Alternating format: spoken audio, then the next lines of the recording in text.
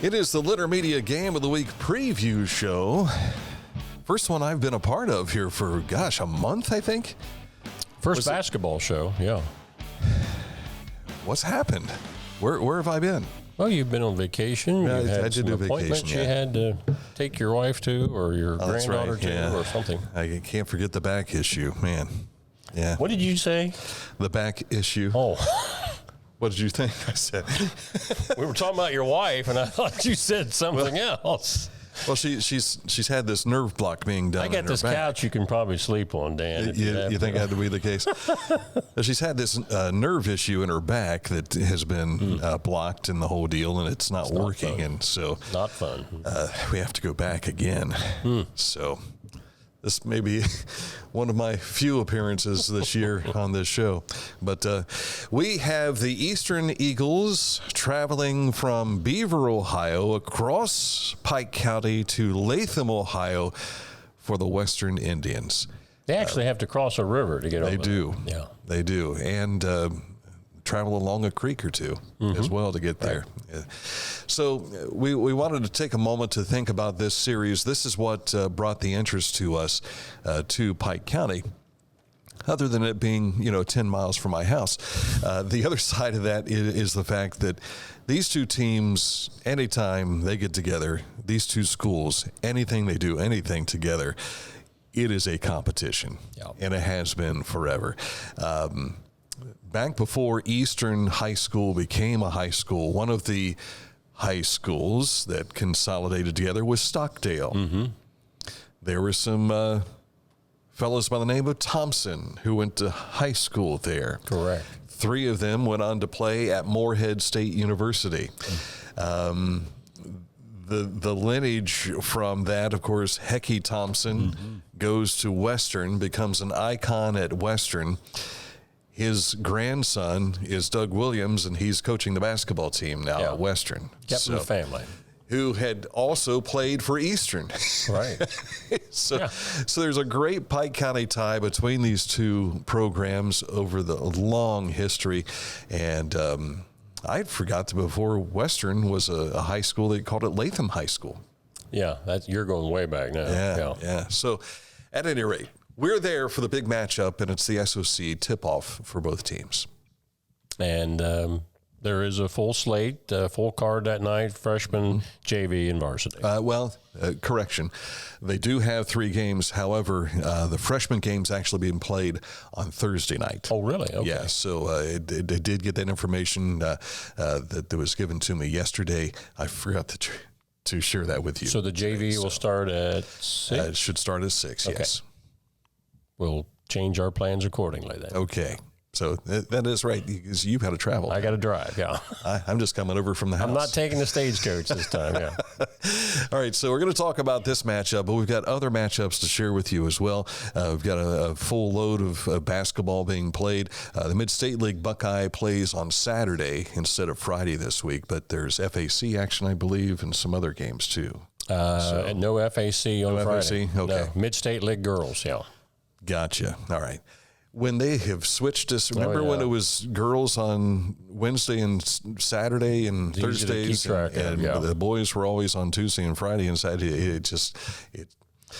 Us old folks, sometimes it's tough to catch on to that stuff.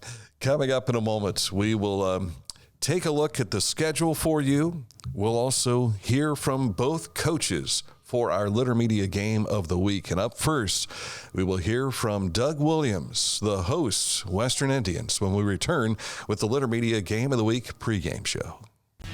At Country Clipper, pride runs deep. We take pride in knowing our mowers help create a space for families to make memories. That our features transform mowing into an enjoyable experience.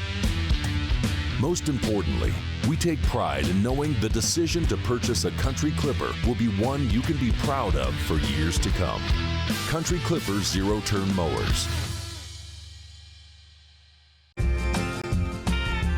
you can't give true love to me, I'll understand.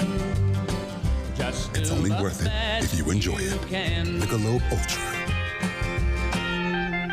Wherever you are, you're there for a reason. you shouldn't have to make a trip to the branch just to deposit a check. Skip the trip and use our mobile app to easily and securely deposit checks from your phone. Day or night, wherever you are, or whatever you're doing. Download the Kingston National Bank Mobility app today. At Rathkamp Financial, we act as your advocate in all wealth matters. We believe in long-term relationships and working to earn your continued trust with our customized investment solutions. Our greatest satisfaction comes from working with clients for many years and helping them realize their dreams. With Doug Williams, head coach of the Western Indians. And Doug, I know you guys are in a tough stretch right now, losers of 6 straight, but what will it take to get the kids back into that winning mode? It seemed like they had some confidence playing some close games early on in the season and picking up a couple of double overtime ball games.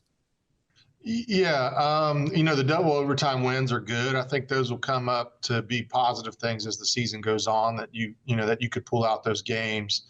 But with no disrespect to anybody on our schedule, which was by design, our 3 most winnable games might have been our first 3. Some of the other games that we've played have been against bigger schools, the Wheelersburgs and Waverlys of the world. We played Peebles, which I know is D3 now, but they're usually about our size. But it was at Peebles, which is always a hard place to win. And it was an overtime game that we lost. I think part of it is scheduling. Some dumb guy named Doug Williams, who's the head coach, decided to schedule the way that he scheduled this year.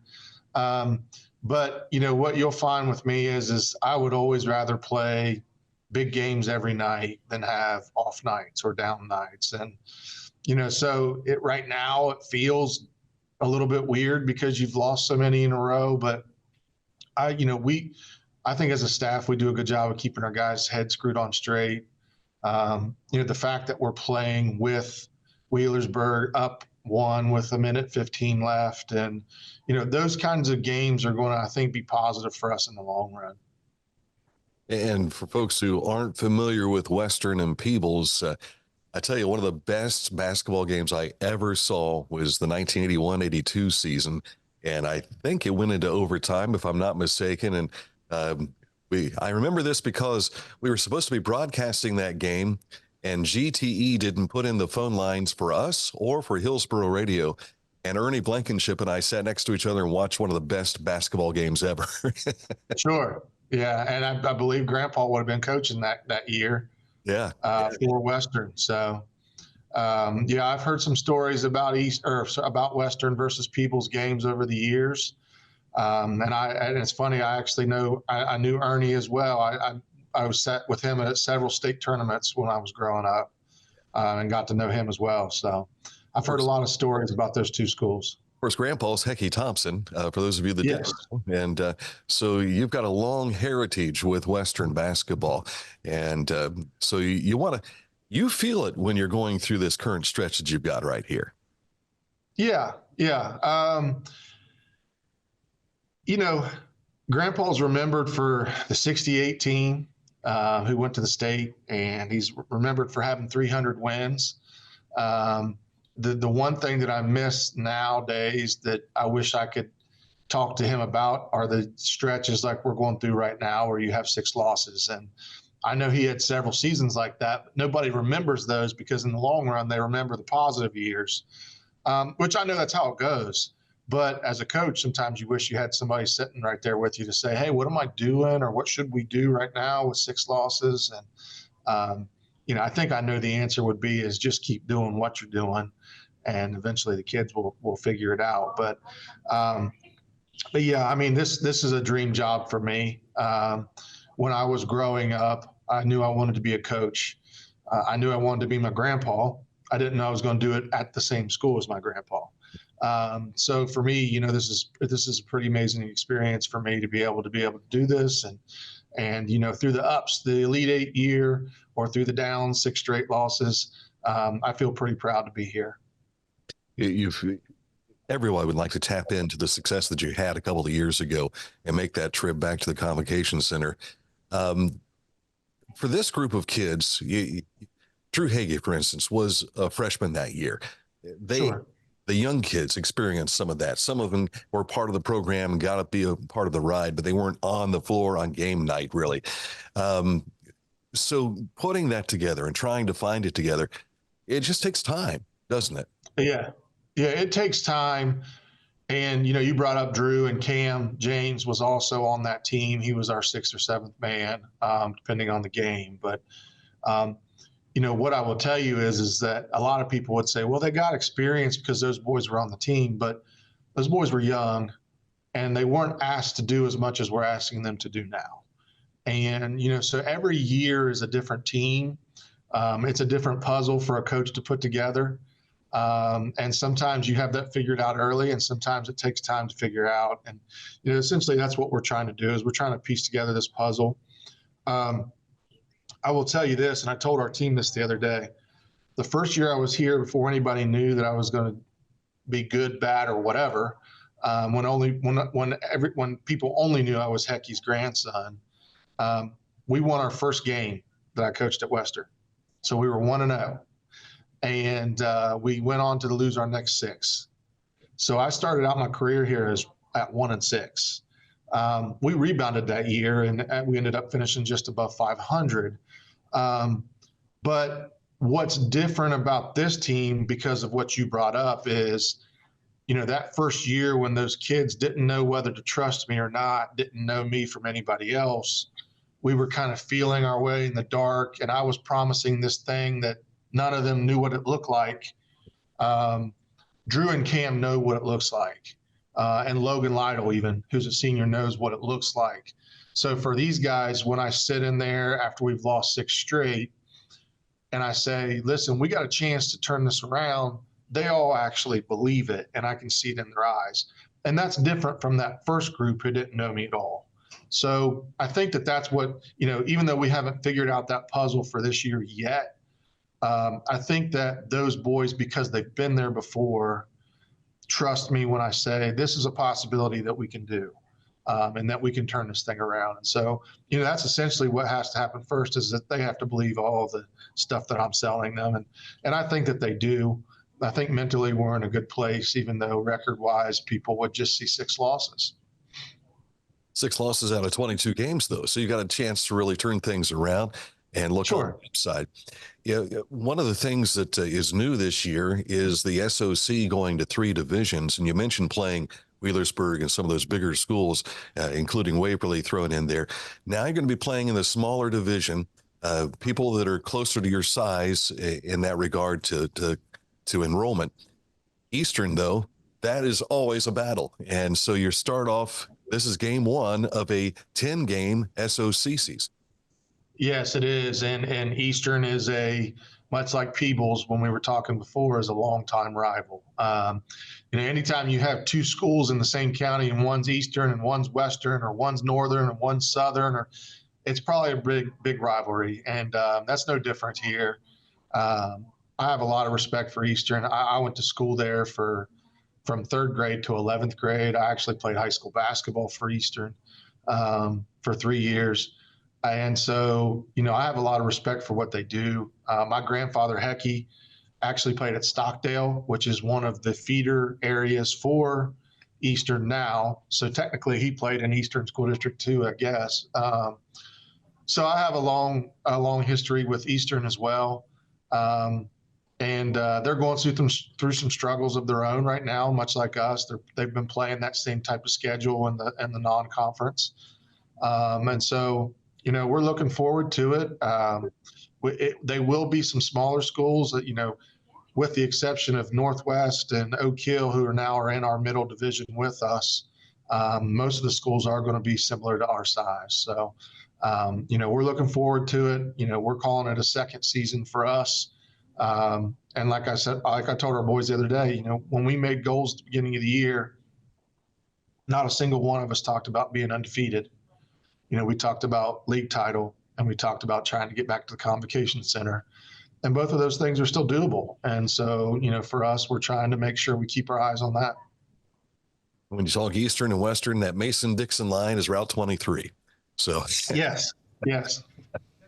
Doug, we appreciate you making yourself available to us. Good luck, and we will see you with Litter Media Radio coverage Friday night right here. Looking forward to it. Doug Williams, head coach of the Western Indians, and coming up in a moment, Ethan Lice. Western, they have struggled here of late, and a stretch of 6 straight losses. After the 3-0 start. Yeah. But I think of the 6 losses, I noticed that only 2 of those were by double digits, and one of them was to undefeated South Webster. Mm-hmm. The other games were within 5 to 6 or 7 points. Yeah, they're relatively healthy, but as we mentioned with him, one of the missing elements is the inside play. They had Bobby Carter the last 3 years, and he was pretty much a force inside. Not only inside, but he could hit the 3 ball too. So you don't always see the guy who's muscling in there, getting those rebounds, going outside, but he managed to do that and propelled them to come back on a number of occasions. So they're finding that, looking for that guy who can play that number 5 position. And as Doug alluded to, some of that chemistry doesn't come along until the second half of the season. Over the years, we've seen a number of under 500 teams at tournament time make some of the longest runs. Yeah. I think they call those Cinderella teams. Yeah. That's right. Okay, coming up in a moment, we will take a look at the schedule for Friday night, but we'll also jump into Ethan Lice. Mm-hmm. Caught up with him at Eastern High School yesterday for what he had to say. So when we return, you want to look at the schedule? Sure. Okay, so we'll take a break, come back, look at the schedule, and then we'll jump into that conversation with Ethan Lice coming up on the Litter Media Game of the Week preview show. Find a career you love with Pickaway Ross Adult Education. Skilled trades careers are in high demand with no signs of slowing down. Pickaway Ross offers career training programs with expert instructors and hands-on learning tactics to create a variety of opportunities. Visit our website for more information. I was looking for a first job. I had been babysitting and decided it was something for a little more permanent. It pays very well. It's convenient. You can make your own schedule with the flexibility. That's something that I like. The people that I work with are great. I wouldn't ask for a better crew or management team to work for.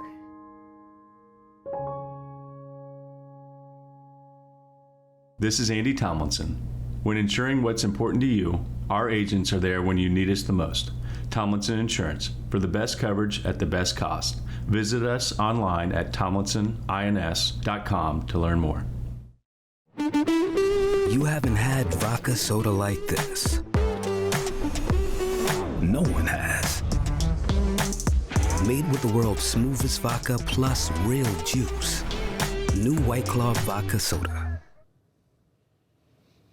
High school basketball returns again in full force on a Friday night, the first Friday night of January. What are we expecting to see in these games? Well, of course, in the game of the week, Litter Media Radio, that's Eastern at Western that we're talking about. Valley is also at Minford. Minford has really flexed its muscle here in the early going. They beat some top-quality teams, including Harvest Prep. SVC boys basketball, this will be 2 of the top teams in the conference. Conference unbeaten Westfall is at Unioto. Conference unbeaten Zane Trace is at Southeastern. Paint Valley at Adena, and Huntington at Piketon.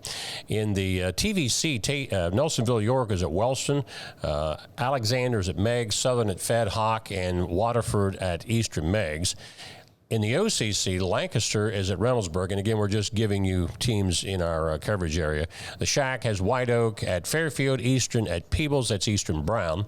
And non-conference, you have Waverly at Portsmouth, Washington Courthouse at Columbus Reedy. Courthouse has been tough out of the gate. And Vinton County is at McLean. Girls basketball in the Mid-State League, undefeated Circleville is at Liberty Union.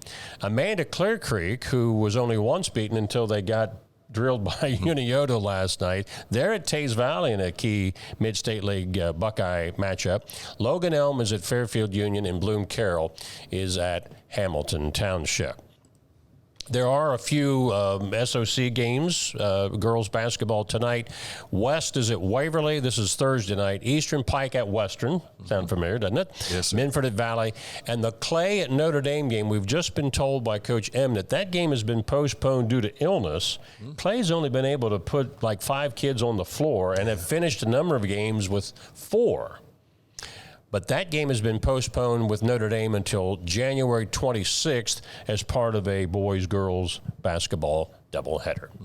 Our next interview that Dan has is with Ethan Leist of the Eastern Eagles.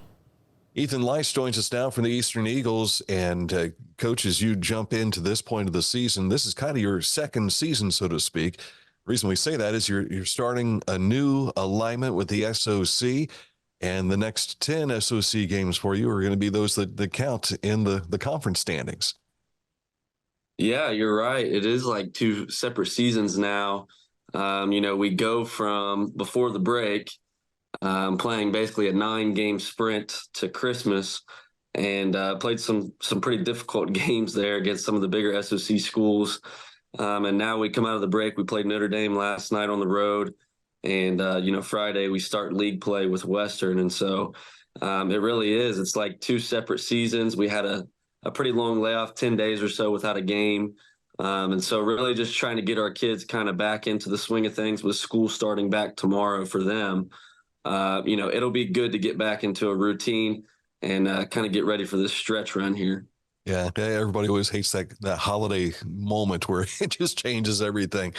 You had a great start to the season, had the battle with Huntington and Piketon and everything that to get things started, that SBC SOC type match that you started last year. You hosted that event this year, and that had to be nice to get a great start, especially at home. Yeah, it sure was. It's always nice to start off playing 2 games at home, especially when really they were considered neutral site games with the little classic thing. So it was nice to get those first 2 wins and to play against, a Huntington team who is young and upcoming, and then a Piketon team who's always going to be competitive and play hard under Coach Kyle Miller. So we were definitely thrilled to get off to a 2-0 start. And to be able to do so at home in front of the home crowd was nice as well. Yep, you're right. And I'm talking with Doug Williams, the way the SOC played out and all your crossover games, that puts you up against Wheelersburg, the bigger schools and everything. So talk about what has happened since the start of the season to get you to where you are yesterday. And of course, yesterday you had a big battle with Portsmouth Notre Dame that we thought might go your way, but came up short. Yeah, Doug and I have talked about this quite a bit as well. We talked about it kind of extensively over the break, but, obviously you get off to a good start. You start out 2-0. And then, we played a Waverly team who is much improved from last year. Coach Kyle Bradley's doing a good job out there with his young group, and he's got some good athletes and some good talent there. Dropped that game at home. And then we went on to beat Portsmouth Clay and Green in back-to-back games, I believe. And so we still felt good about starting 4-2. Only problem with that is we go into our next few games having to play the likes of Minford, Wheelersburg, Portsmouth West. And as you know, those are perennial powerhouses in the big SOC. And so we did drop those 3 against those teams. Also played a non-league game against Russell out of Kentucky, a school that I had the privilege of working at and coaching at before I got the job here. And Russell is a very, very talented team, as good as the Minfords and the Bergs year in and year out. And so you look at that schedule and you say, well, that's a tough road to hoe. And so we struggled through those games. The Wheelersburg game at home was competitive through 3 quarters, which we were happy about. You want to just get the kids to go out and compete in those games. And I think for the most part we did. So we dropped games to Minford, Berg, Russell, and West. And then that left us going into break at 4-5. Last night we went on the road to Notre Dame against a good, solid, well-coached Notre Dame team. And, year in and year out, they've got a good squad. They play physical, and you kind of know what you're going to get when you go into that part of Portsmouth to play the Titans. And so last night we battled. I thought we played hard for 4 quarters, got off to an early lead, and, they fought back, and it was close late and ended up dropping that one by 2. So here we sit at 4-6 going into league play. And, obviously you'd like the record to look a little different. But the good news is I think our kids are still bought in and engaged. And, the biggest thing right now is just getting them fired up for this rivalry game because, and we'll talk maybe a little bit more about it later, but the Eastern and Western rivalry is one that goes back years and years. Yeah, yeah. That's what attracted us to picking this game, certainly. And you look at that schedule, those 5 teams you're talking about, you run into a combined, 20, 25 wins amongst those teams. And so they've had some success, and you were just doing your best to chip away at those. Yeah, for sure. I mean, you go to Minford and you play a team with the likes of Miles Montgomery, who's one of the better players in the state, especially in this part of the state.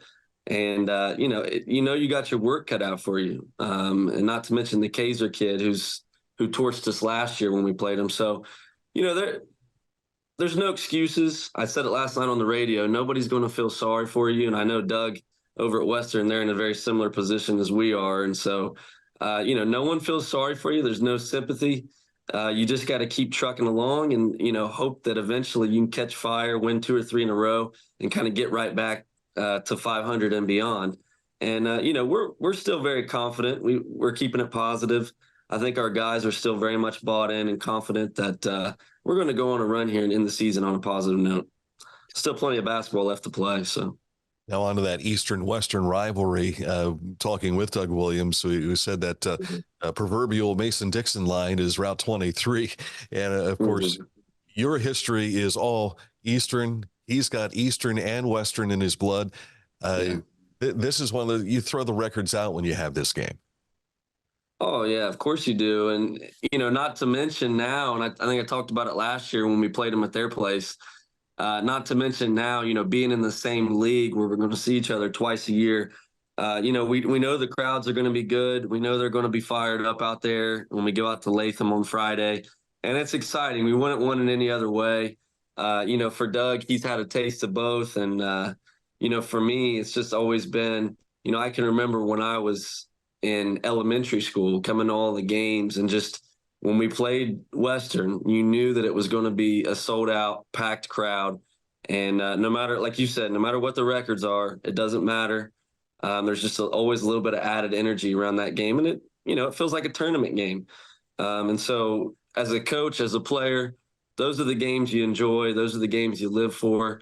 And, right now it's just about trying to instill in our kids the meaning of that rivalry. You see the major rivalries in sports, Ohio State, Michigan, and, is one that we're close to here.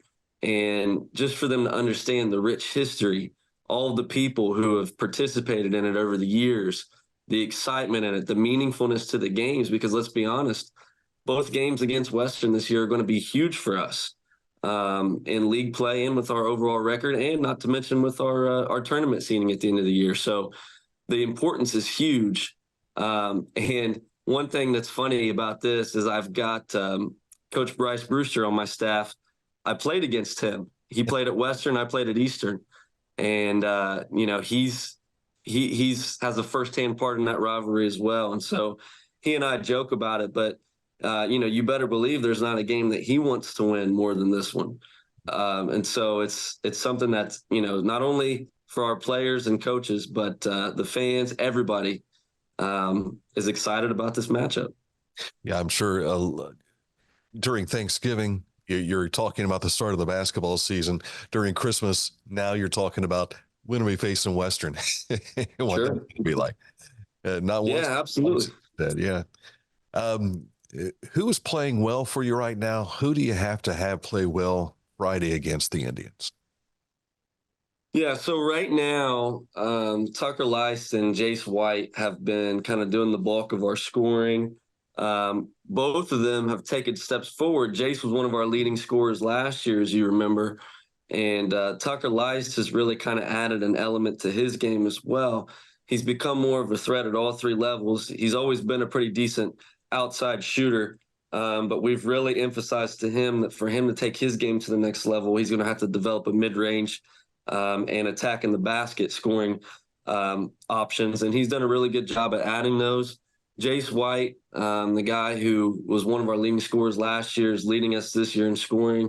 Jace is a pretty versatile scorer at all three levels, and he does a good job. When he's at his best, he's not only scoring for us, but he's setting up his teammates and making them better as well.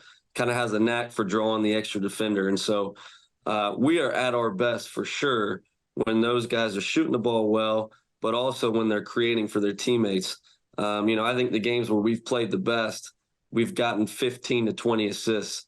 And that's our goal going into every game. We don't want to be one-dimensional. We want to be able to spread it around a little bit.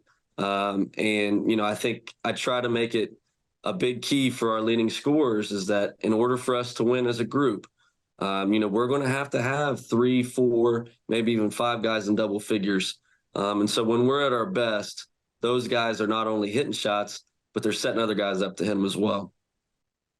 One difference I think I see here between you and the Western program, and I think a similarity that you have with Matt Hoops being head football coach for Unioto boys football as well as basketball. You're on the coaching staff for the Eastern Eagles, and you went into the playoffs this year. And as a basketball coach, you lost a couple of weeks of preparation for the season due to the playoff success. What's that been like getting in the names you mentioned all involved with football? What's it like making sure you get through there healthy as best you can to prepare for a basketball season and then get that football out of them? Yeah, well, one thing whenever I took over here that I made it pretty clear to the administration was that I want us to do well in all sports. And, of course, basketball is my main focus. But, whenever I decided to help out with football as well, we had a good season in football, and I didn't want that to end, even though basketball was right around the corner. And I knew that I was going to have to get my guys in the gym and get them ready for basketball. I didn't want to quit winning. I wanted to keep going. And I made it very clear to our football staff and our players, I was like, I hope we just keep winning. I think I told you that as well when I saw you at one of the playoff games. And so, to me, winning breeds winning. No matter, I think it crosses sport boundaries. And I think in football, being able to win those big games, being able to win playoff games at the end of the year, I think it breeds confidence that you can't replace. And so, the guys may come in a little rusty. It'll take them a couple extra weeks maybe to get acclimated to basketball again. But for us, it was well worth winning those games in football. I think it definitely can cross over and help you in basketball as well with their confidence. So that was my mindset. That's the mindset I try to have. I think we got to work together with the coaches of other sports, and especially at a small school like this, you have to got to be willing to do that. And so, that's my mindset. I want to do well in football as well as basketball. But you're right. It definitely can be a hurdle. And I know at Western, Bryce has talked about it. Bryce Brewster, who I mentioned earlier, he's talked to me about it as well. They have that advantage to where they get their guys in the gym quite a bit earlier, and they have everybody, and they can start kind of, practicing as a group or, doing some open gym stuff earlier. And so, yeah, there are definitely advantages to both. And Doug and I have talked about it as well. But you just got to play the cards you're dealt. You got to try to do the best you can with what you have and try to keep a positive attitude about it, because that's what the kids see. And I think it bleeds over to them. So. Yeah, and the conditioning for some of those Western kids, they have soccer. And so that has kept them in shape all year long, so to speak. Yeah, so, it should be a good matchup. We're looking forward to it, and we appreciate your time today, and we'll see you Friday night. Yeah, thank you very much. Looking forward to it. Eastern, Western, toe-to-toe. Yeah. It should be fun. Great matchup. When we were running down the list of SOC games a while ago, didn't mention probably one of the bigger games of the night. Undefeated Southwestern will be hosting conference unbeaten Wheelersburg in a battle of Scioto County. So those are two of teams you throw Minford, as Ethan was talking about how good they are this year. So a lot of shaking going on this year in the SOC. Quick reference back to football. He is the quarterback's coach for this team, and I want to say that he may have been one of the first to play on the football team when they started. Was it 9 years ago? 9 years this year, yeah. In the program, and I believe he was a quarterback. So. Yeah. Well, he mentioned Jace White, Tucker Lice. Those were familiar names from the fall, too. Yeah. So. All right, coming up in a moment, we'll put a wrap on the show, but we'll also have our Neil Coleman Insurance Wyandotte Mutual Player of the Week and a little information on the Player of the Year. That's coming up in just a moment here on the Litter Media Game of the Week preview show. This is Andy Tomlinson. When insuring what's important to you, our agents are there when you need us the most.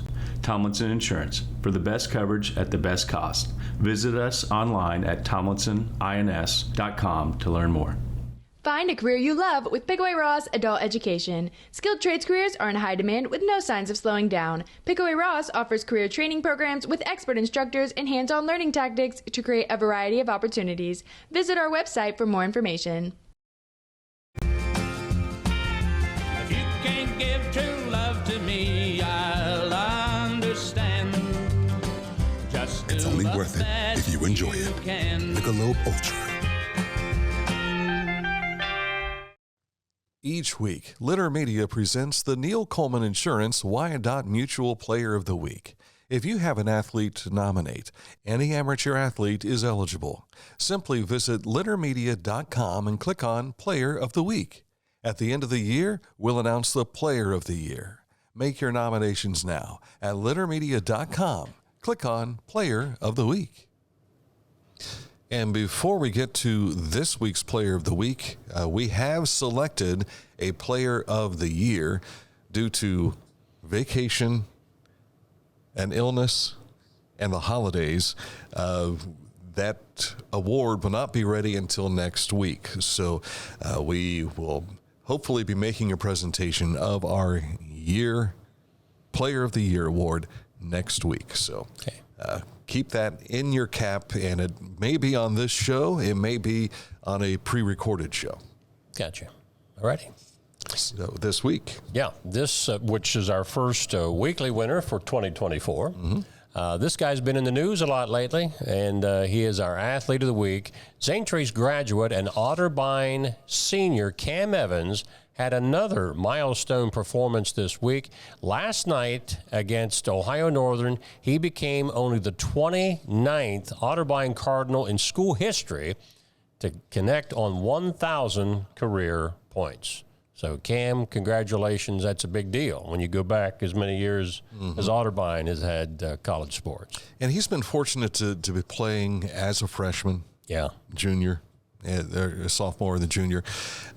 One of my favorite Cam Evans moments, and there's been a lot of them, but one of my favorites was St. Trace pretty much had their district game wrapped up down at the Convo. And so the only players along the lane for the free throw attempt are the opponent. Right. I'm sitting there with the camera, and I'm doing my best to capture the moment. And so he makes the free throw, and he walks over and pretends like his teammates are there and gives little five slaps. Right. That is my favorite moment. But he's had a lot of them, especially at Otterbein. Hitting last-second shots, winning the way that they have and everything. So congratulations to Cam. And he's a nice kid, too. Yeah, I think last year when he was named first-team All-OAC, that was the first Otterbein men's basketball player to do that in, I think, at least a decade or longer. So, big deal. Yeah. So, congratulations. And, of course, keep with us. Next week, we will let you know who our Player of the Year is for the year 2023. Broadcast time for the game Friday night will most likely be determined on the length of the JV contest between Western and Eastern. So you want to tune in around between 7 and 7:30 to catch the live portion of the evening. So that's all coming to you from Latham, Ohio. Whoever thought they would have it connected to the internet? But it is. Yeah. And so we will have information for you here on Litter Media Radio for those of you that are listening to the radio program. All right. Any final words? Should be a good one. Big Pike County battle coming up Friday night. We planned more in 24, and here we are. For Aaron Glandon, our producer, for Mike Smith, the icon, I'm Dan Ramey. Thanks for watching our Litter Media Game of the Week preview show. Kingston National Bank was founded in 1909 by local businessmen. The concept of a local bank supporting our community's financial needs with local decisions made sense. This is Phil Evans, President and CEO of Kingston National Bank. I invite you to make KNB your bank. We continue to make local decisions that benefit our communities. Experience innovative products and excellent customer service. When you need us most, you can count on KNB. Our community, your bank. Kingston National Bank. Member FDIC, Equal Opportunity Lender. Whenever I first applied for the ArchWiz opportunity, do I have to pay this back? Do I have to do that? Like, is it a loan? And it's not. It's a scholarship. A goal of mine is to graduate college debt-free. If you're a crew member, you get $2,500 a year, and if you're a manager, you get $3,000. And especially if you're going locally to college, like to the branch or something like that, it's really helpful.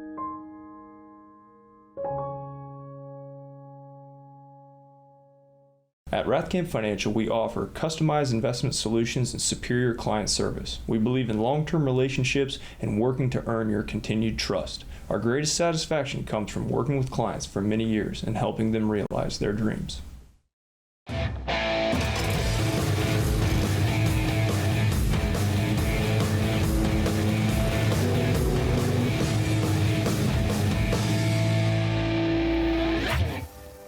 Now that's one fast mower. Take command of your lawn with Dixie Chopper, the world's fastest lawnmower.